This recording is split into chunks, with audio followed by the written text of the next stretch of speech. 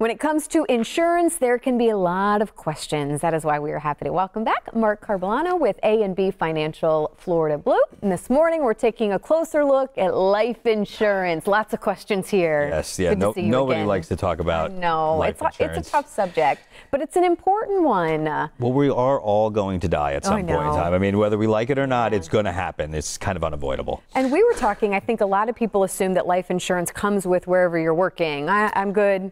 I have it. I included it. There's a lot more to look into. Oh, absolutely. You know, typically that's what we get a lot of phone calls about life insurance, but you know, people say, oh, I'm set. Like you're saying, I have it through my business. I have it through my employer. Or I don't need it until much later. Well, that's the big problem. So if you get it through your employer, the problem is that you leave your employer, you know, never know what the future is going to hold, then you typically leave your life insurance as well. So you don't get to take it with you. In many cases, it's not what we call portable. Okay. So having a separate plan, and then going back to that, it's never enough. Okay. Because, you know, if you look at it, it's usually twice your salary, maybe 3 times your salary. How much is that really going to provide to your family in the long run? So making sure that you have a separate plan, getting it now as soon as you're thinking about it, as opposed to putting it off where you will be paying more money or may not even be insurable at that point. Okay. How do you decide how much you need? I mean, again, everyone's going to be different. Yes. But what is your approach? I mean, what advice do you have people to look for? It's a bit of a process. It's not as simple as, you know, Googling a couple of things. You know, we need to look at the lifestyle of the family, the debt, what are kids going to college, what are we paying off, and what do we need to do? I also always look at it, it's like I wouldn't want my fiance to have to go out and get a new boyfriend just to pay her bills.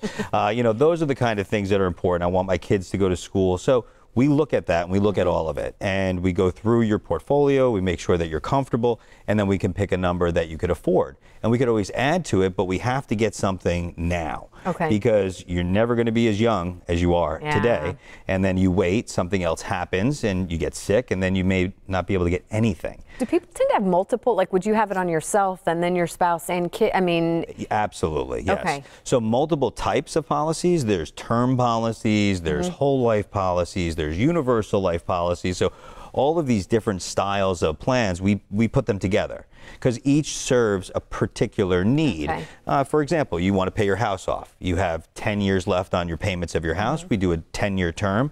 That satisfies that need. If you should die in that 10 years, house is paid for. But after that, you don't need that policy anymore. So we make sure that we have different plans in places to make sure that we're satisfying the needs of the family. So. Talk about affordability, because I think some people, you were telling me, will be pleasantly surprised. Maybe people are assuming that they're just not going to put in that extra money. It's too much. It's really funny because you see these commercials on TV and it's, you know, pennies a day, and that really is applicable. So you can find very inexpensive policies. We just have to make sure it's fitting your need. You know, obviously if you're needing $5 million worth of coverage, it's going to be more expensive than $50,000. But these policies go all the way down to $2,000, $3,000, you know, in a death benefit for burial services to make sure that, you know, everybody is covered and you're not leaving that burden on your family. Between estate taxes and burial and debt, it can be very expensive to leave your family with that horrible burden. I think people a lot of times are shocked, unfortunately, when they've had an incident like that and then go, whoa. And allowing your family to grieve is probably the biggest thing. You know, when my father, when he got sick, when he was older, you know, someone sold him a policy that he basically outlived. So he got to a point in his life where he was going through dialysis, kidney failure, and his insurance went from basically $130 a month to about $2,000 a month for not a large death benefit. But that's because the agent sold him the wrong policy. He outlived it. So it's important to have the right plan in place. And ask the right questions. And this is why you and your team are here at no charge to do that as we get ready to wrap up here. I think that's so important to know. You can get these questions answered. Yes, yes, please. Thank you so much. Thanks. We love when you and your team are here, and we look forward to having you back soon. Okay? Thank you. Thank you, Mark.